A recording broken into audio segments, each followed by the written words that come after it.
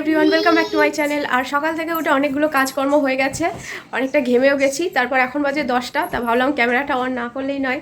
আর এখানে আমাদের গুড্ডু বাবা কী করছে দেখো, ওই যে ঘুম থেকে উঠে শুরু হয়ে গেছে দুষ্টুমি করা। ওর দিদি ওকে সামলে পাচ্ছে না, সকাল থেকে দুষ্টুমি চলেই যাচ্ছে আর দিদি সামলেই যাচ্ছে। আর রথিন এইমাত্র গেল বাজারে। তা আজকে বড়দিটা আছে আর সর্দিও আসবে, তাই জন্য একটু রান্নাবান্না করতে হবে। তাই আর কালকে রাতে এত আনন্দ করেছি সবাই মিলে। আর কালকে রাত জেগেছি, কিন্তু কষ্ট হয়নি, খুব ভালোভাবে কেটে গেছে রাতটা। তার সাথে মামাও সামিল হয়েছিল। আর পিছনে ব্যাকগ্রাউন্ডে আমার বিছানাটা দেখো কি বিধ্বস্ত অবস্থা। তো সেটাকে আমাকে এখন পরিষ্কার করতে হবে। গুড়িয়া কিছুটা গুছিয়েছে আর বাকিটা এবার আমি গোছাবো। চলো ভিডিওটা দেখতে থাকো। এবার আমার বিছানার অবস্থাটা দেখো। প্রথমে বিছানা গোছানো দিয়েই ঘরটা গোছানো স্টার্ট করলাম, কারণ বিছানা যদি ওলটপালট হয়ে থাকে তাহলে মনে হয় যেন সারা ঘরই অগোছালো হয়ে আছে। তাই আগে আমি বেডটা পরিষ্কার করে নিই। তা কোথা থেকে যে স্টার্ট করব এটা আমি বুঝতে পারছি না, কারণ চারিদিকটাই কিছু না কিছু পড়ে রয়েছে। কোথাও একগাদা জামাকাপড় জড়ো হয়ে রয়েছে, কোথাও বালিশ জড়োসড়ো হয়ে রয়েছে, কোথাও বা চাদর, মানে সব মিলিয়ে মিশিয়ে কোথা থেকে যে স্টার্ট করবো আমি বুঝতে পারছি না। কারণ আগের দিন যদিও বা কাউকে নেমন্তন্ন করিনি, কেউ বাড়িতে আসেনি, কোনো গেস্ট সেরকম কেউই না, শুধু গেস্ট বলতে বড়দিরা আর চর্দি তো আসা যাওয়া করে। তাতেই এই ঘরের এই হাল, তাহলে আরও অন্য কেউ আসলে কী হতো জানি না। তাতেই আমি সামলে উঠতে পারছি না। তারপরে মামামের জামা কাপড়ের কথা ছেড়েই দাও। আর এদিকে দেখো আমি গুড়িয়ার সাথে বক করছি, গল্প করছি, আর এদিকে আমি ঘরের কাজগুলোও সারছি। তা বেড গোছানোটা একটা বড় কাজ ছিল, তা সেটা হয়ে গেছে। ওদিকে জানলায় কিছু জামা কাপড় ছিল, সেগুলোও গুছিয়ে নিয়েছি।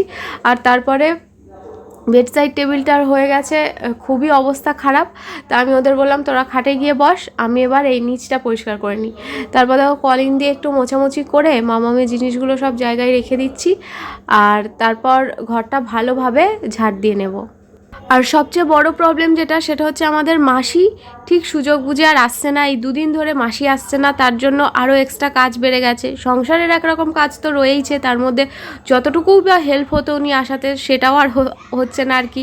তাই এই যে ঘর পুরো ঝাড় দেওয়া মোছা এগুলো করতে একটু সময় লাগে, যেহেতু অনেকটা ঘর বারান্দাটা অনেকটা বড় আমাদের পুরোটা জুড়ে, সেজন্য একটু সময় লাগে। তো তাই সেগুলো এবার এক্সট্রা এসে বসছে। যদিও উনি ঘর ঝাড় দেওয়া মোছার পরেও আমাকে দিতে হয় একবার, কিন্তু একবার কেউ দিয়ে দিলে আর একটু হেল্প হয়।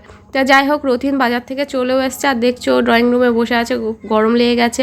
তা আমি সব কিছু ঝাড়টার দিয়ে দিয়েছি। এবার আমি সব কিছু পরিষ্কার পরিচ্ছন্ন করে নিয়ে ঘর বাড়ি এবার আমি চলে আসলাম সকালের খাবারের ব্যবস্থা করতে। তা আজকে সকালে আর রুটি টুটি কিছু করা হয়নি। মা একবারে প্রেসারে সেদ্ধ ভাত বসিয়ে দিয়েছিল আর ডাল সেদ্ধ দিয়েছিল। তা আমি ডাল সেদ্ধটা ভালোভাবে পেঁয়াজ, সর্ষের তেল, কাঁচা লঙ্কা এসব দিয়ে মেখে নিলাম, আর সবাই মিলে সেটাই খাবো। আর মা কিন্তু সকালে ভাত খাবে না, মা খাবে দুধ আর রুটি। তা দেখো এখানে সবাই খেতে বসে গেছে। তা এখানে গুড্ডু খাচ্ছে, গুড়িয়া খাচ্ছে, আর আমি আর বড়দি দুজন মিলে ওদেরকে খাবার দাবার দিয়ে দিলাম। তো আমিও খেয়ে নেবো, খেয়ে নিয়ে চলে যেতে হবে আবার রান্নাঘরে। তা কী বাজার করে এনেছে রথিন সেটাও দেখাবো। আজকে বড়দিরা চলে যাবে, তা ভাবলাম একটু রান্নাবান্না করি, সবাই মিলে একসাথে খাই, একসাথে সবাই মিলে অনেক দিন পর হলাম, তা খুব ভালো লাগছে। আর এদিকে হয়ে গেছে সবার আমরা সবাই অসুস্থ হয়ে গেছি বাড়িতে, কম বেশি সবাই একটু আধটু অসুস্থ। এত বাজে ওয়েদারের কারণে মেয়ে থেকে শুরু করে আমাদের সবাই একটু অসুস্থ হয়ে রয়েছি। কিন্তু এখন ওই শরীর খারাপ নিয়ে পড়লে হবে না, নিত্যদিনের কাজকর্ম তো করতেই হবে। তা বেসিনে জমেছিল কিছু বাসনপত্র, তা সেই বাসনগুলো আমি মেজে ঘষে পরিষ্কার করে নিলাম, কারণ একবারে যদি বাসন জমা হয় তাহলে একবারে মাজতে অনেকটা সমস্যা হয়। তার জন্য যখনই দু একটা করে পড়ছে তখনই আমি মেজে নিচ্ছি, তাহলে কি বাসনটা কম জমে আর অতটা মাজতে গায়েও লাগে না। আর এদিকে আজকে রতিন নিয়ে এসছে মাটন নিয়ে এসছে, আর নিয়ে এসছে চিকেন। তা চিকেন মাটন দু রকমই নিয়ে এসছে, কারণ আমাদের বাড়িতে কেউ খাবে, কেউ চিকেনটা বেশি ভালো খায়, কেউ মাটনটা ভালো বেশি খায়। চিকেন আর মাটন ধোয়া হয়ে গেছে। এবার আমি ওই পেঁয়াজ আদা রসুনগুলো একটু ছাড়িয়ে মশলাগুলো রেডি করে দিয়ে বড়দি আজকে চিকেনটা রান্না করবো আর আমি মাটনটা রান্না করবো। তা বড়দি ততক্ষণ চিকেনটা করুক আর আমার মশলাগুলো গুছিয়ে দিই। আমি আমার ভিডিও এডিট হয়নি এখনও, ভিডিও এডিটিংয়ের কাজটা করি, ততক্ষণ বড়দি চিকেনটা করে নিই, তারপর আমি আবার রান্নাঘরে আসবো। আর এদিকে আমার মামাম দেখো, আমার মামাম এতক্ষণ ঘুমাচ্ছিল, এখন বাজে সকাল 11:20, আর আমার মামাম এইমাত্র ঘুম থেকে উঠে এখন গুড়িয়া দিদির কোলে। এই যে আমার মাম্মা ভাত খেয়েছে, কালকে ভাত পায়েস খেয়েছে জানো, পায়েস কিভাবে খেয়েছে, টপ টপ করে পায়েস খেয়েছে। পায়েসটা খুব পছন্দ হয়েছে। হ্যাঁ তাই না, খুব পছন্দ হয়েছে। তোমরা তো জানো, তোমাদের আগেও বলেছি যে মাটনটা আমি ম্যারিনেট করতেই বেশি ভালোবাসি, তাই আমি ভাবলাম যে একবারে ম্যারিনেট করেই রাখি, হাতে সময় যখন আছে। সেই কারণে আমি সব রকম মশলা টশলা দিয়ে একটু ভালোভাবে ম্যারিনেট করে রেখে দিচ্ছি। আর যতই বলি না কেন এডিট করব, কিন্তু ওই বারবার উঠে এডিট করতে করতে উঠলে আমার সেই এডিট হয় না, ভুলভাল হয়ে যায় সব কিছু। সেই জন্য আমি ভাবলাম একবারে কাজ সেরে তারপরে এডিটিংয়ে বসবো। এদিকে মাটনটা ম্যারিনেট করে রেখে দিই। আর ম্যারিনেটে করার সময় দেখো কালারটা খুব সুন্দর এসছে। রতিনের তো দেখেই মনে হচ্ছে, রতিন বলছে এখনই মনে হচ্ছে খেয়ে নিই। আমাদের রান্না বান্না চলছে, আর দেখো দুজন দুদিকে দুটো চাপিয়ে দিয়েছি। এদিকে বর্দি বানাচ্ছে চিকেন, আর এদিকে আমার হচ্ছে মাটন। দুই দিকে দুটো বসে গেছে। তা এখন ঢাকা চাপা দিয়ে চলে যাবো ঘরে। আমি তখন বলছিলাম এডিট করতে যাবো, আমার এখনো কিন্তু এডিটে এখন বসতেই পারিনি এখনো অবধি। আর ওদিকে আজকে মেয়ের দায়িত্ব সব মায়ের, মা আজকে সব মেয়ের দায়িত্ব নিয়ে নিয়েছে। বর্দি আজকেই চলে যাবে, অনেকক্ষণ বলছি থাকতে, থাকো না, আজকে থাকা যায়, কালকে এসেছি। বরের জন্য মন খারাপ করছে, বর নিয়ে কাকা আছে না, বর নিয়ে আসিনি তো, বরের জন্য মন খারাপ করছে, ওই জন্য বলে চলে যাবো। আর এই বড় বাচ্চা লেগেছে প্রচন্ড ঠান্ডা, সেই জন্য এখন করা হচ্ছে তেল মালিশ। একদম জবাই করে তেল মালিশ দিচ্ছে কাকে। বড় বাচ্চা, হ্যাঁ হাই বড় বাচ্চা। মেয়েকে একরকম ভাবে সামলাতে হোক, আর একরকম ভাবে সামলাতে, মানে বাচ্চাদের মতনই অনেকটা ঠান্ডা লাগলে অবস্থা হয়ে যায়। তাই যে আচ্ছা করে তেল মালিশ। আসলে সবাই ঠান্ডা লাগছে, এই ওয়েদারটাই খারাপ, আমাদের বাড়ি সবার ঠান্ডা লেগেছে, সবারই এক অবস্থা।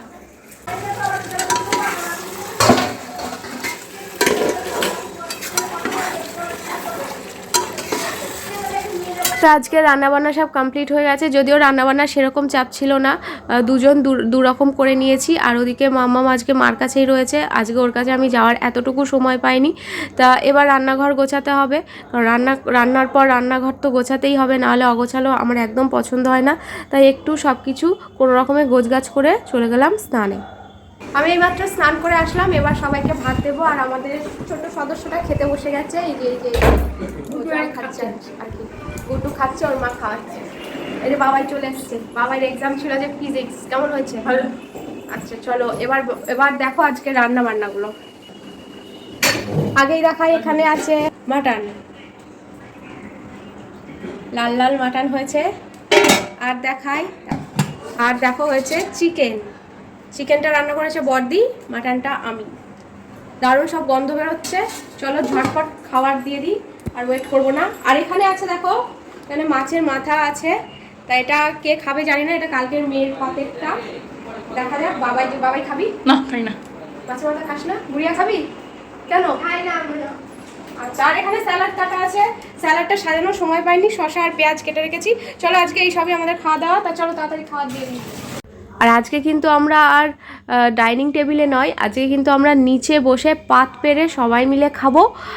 সবাই মিলে একসাথে বসে খাবো, মানে একসাথে বসে খাওয়ার মজা কিন্তু অন্য রকম। আর নিচে বসে সেটা ডাইনিং টেবিলে কিন্তু আসে না সেই মজাটা একসাথে খেলেও।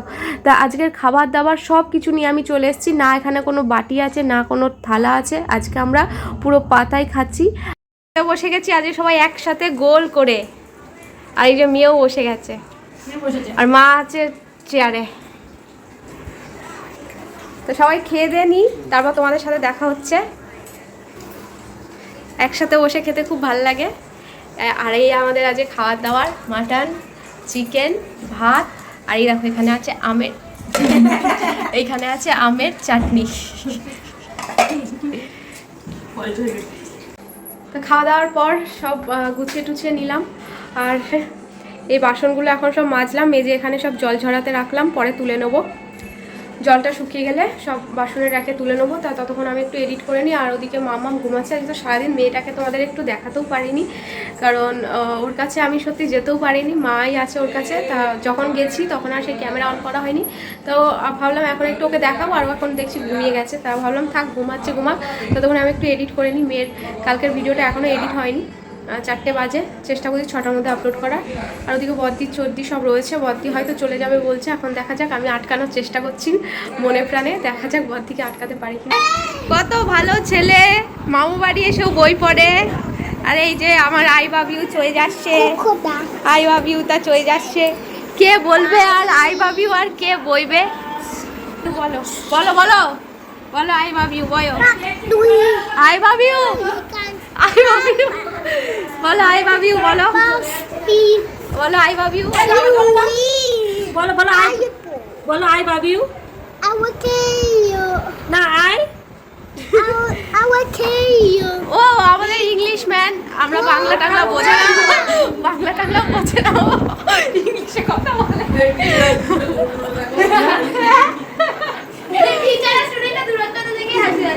বলে দাও মামিকে বলে দাও আই লাভ ইউ বলে দাও, বলো আই।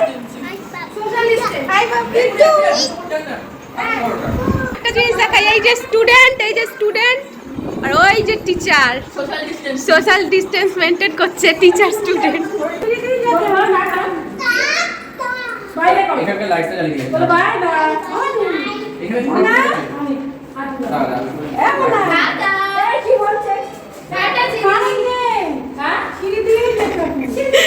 বাড়ি পুরো ফাঁকা, সবাই চলে গেল, মনটা ভীষণ খারাপ। আর আমার একা থাকতে বা ফাঁকা বাড়িতে থাকতে মোটেও ভালো লাগে না। আসলে আমরা সবসময় একাই থাকি, তো এবার বাড়িতে যখন কেউ আসে, যদিও অনেক কেউ আসেনি, ইচ্ছা ছিল আমাদের অন্যরকমভাবে অন্নপ্রাশন করার, তোমাদের সাথে আগেও শেয়ার করেছি। আজ হয়তো তাহলে আরও অনেক লোকজন থাকতো, অনেক লোকজন দেখতে পেতে, কিন্তু যেহেতু সেভাবে কিছুই করিনি, একদম ঘরের লোকজন নিয়ে করেছি। তা ওরাও চলে গেল, বর্দিরা চলে গেল, তারপর সর্দিও চলে গেল। তারপর সারাদিন দুদিন ধরে মানে প্রচণ্ড কাজ টাজ করেছি, তো আর রেস্ট হয়নি এতটুকু, একটার পর একটা কাজ, একটার পর একটা ধরেই আছে। দুদিন আমি মেয়েটাকে ভালো করে নিইনি পর্যন্ত। তারপর বিকেলবেলা এডিট কমপ্লিট করে, আজ 7:30 বেজে গেছে, এডিট কমপ্লিট করেছি। তারপর এতক্ষণ অবধি মেয়েকে নিয়েছিলাম। তা শরীরটা আমার ভীষণ খারাপ লাগছে। ওই আমি অনবরত কাজ করে গেলে ভালো থাকি, আর যখনই একটু রেস্ট নেবো, একটু বসে পড়বো, অমনি আমার শরীর খারাপ হয়ে যায়। ওই জন্য আমার যখন মানে আমি খুব একটা রেস্ট নিতে আমি নিজের থেকে ইচ্ছা করে না যে রেস্ট নিই। তো যাই হোক, আজকাল ভিডিওটা বাড়াচ্ছি না, যতটুকু হয়েছে আজকে ততটুকু ম্যানেজ করে দেখে নাও। আর কালকে আবার একটা নতুন ব্লগ নিয়ে আসবো। আর মামামের অন্নপ্রাশনের ভিডিওটা কেমন লাগলো একটু জানিও। বাড়িতে ঘরোয়াভাবে করলাম, তবে 9 মাসে, মামামের 9 মাসে আমরা কিন্তু একটা ধামাকা সেলিব্রেশন করতে চলেছি। তার জন্য তোমরাও ওয়েট করো, আর তখন কিন্তু একটা ভালো মতন সেলিব্রেশন করব। কারণ নালে বড় হয়ে মাম্মাম তো অবজেকশন করবে যে আমার কেন আমার রাইস সেরিমনি হয়নি, কেন ফটোগ্রাফার আসেনি, আমার কোথায় সেই স্মৃতিগুলো, সেটা নিয়ে আমাকে কথা শুনতে হবে। তো তাই জন্য সেটা আমি একদমই শুনতে চাই না। তাই ওর 9 মাসে আর আমি 9 মাসে মাকে নিয়ে আসবো, নিয়ে এসে একটা ভালো রকমভাবে আমরা আয়োজন করব মাম্মামের রাইস সেরিমনি। তো চলো আজকের ভিডিওটা এন্ড করে দিচ্ছি। দেখো আমি রান্নাঘরেই আছি, ব্যাকগ্রাউন্ড দেখে নিশ্চয়ই বুঝতে পারছো। তো আমি এখন রাতে রান্নারই প্রিপারেশান করছি। রুটি হয়ে গেছে, আর কিছু করব না। দুপুরের মাটনটা নেই, মাটন শেষ, একটু চিকেন আছে, চিকেন দিয়ে হয়ে যাবে, আর দুধ আছে, বাকি দুধ দিয়ে রুটি খাবে। ঠিক আছে, চলো ভিডিওটা আজকের মতো এন্ড করে দিচ্ছি। আর ভিডিওটা ভালো লাগলে কিন্তু অবশ্যই লাইক কমেন্ট শেয়ার করতে ভুলো না। তো চলো, গুড নাইট, গুড বাই।